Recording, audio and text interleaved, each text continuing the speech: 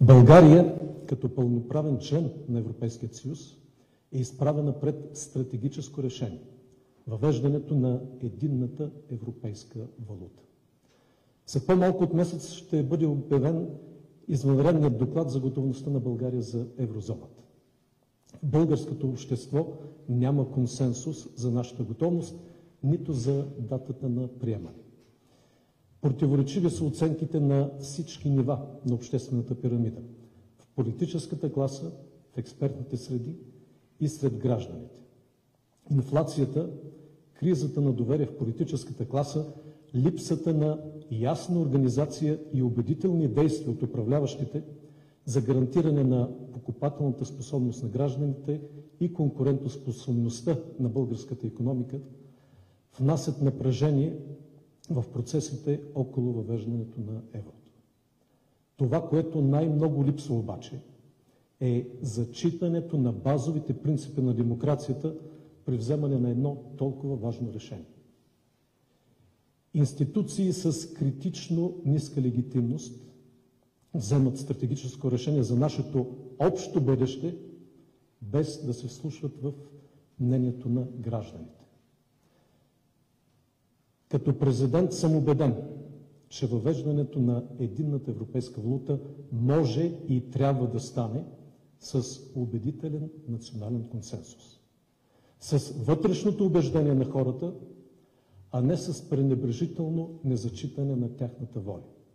Всеки български гражданин има правото да се произнесе за своите пари, за своето благосъстояние и бъдеще. Затова внасям в Народното събрание предложение за произвеждане на национален референдум с въпроса: съгласни ли сте България да приеме единната европейска валута евро през 2026 година? Референдумът ще бъде проба за демократичност на Народното събрание и ще покаже кой следва принципите на демокрацията и кой отказва на българите правото да определят своето бъдеще. Референдумът ще бъде оздравителен за българската демокрация. Той ще даде думата на хората и ще даде възможност да се чуят всички аргументи за и против. Ще даде възможност и на политическата класа да възстанови диалога с избирателите и да се бори за тяхното доверие. Доверие, което загуби през последните години. Всенародното допитване ще върне към урните хиляди българи. И българската демокрация има критична нужда от този прилив на легитимност. Референдумът най-сетне, независимо от резултата, ще допринесе за изработването на национален консенсус по темата с еврото и ще предотврати всички негативни последствия, които носят решение, взети без подкрепата на мнозинството. Референдумът няма да бъде прецедент. И в други държави членки са провеждани всенародни допитвания за въвеждане на еврото. И ще завърша с това.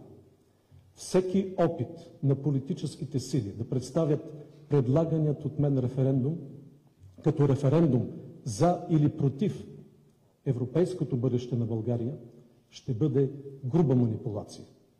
България е пълноправен член на Европейския съюз, който има правото да определи кога да въведе европейската валута. А това право принадлежи на българския народ.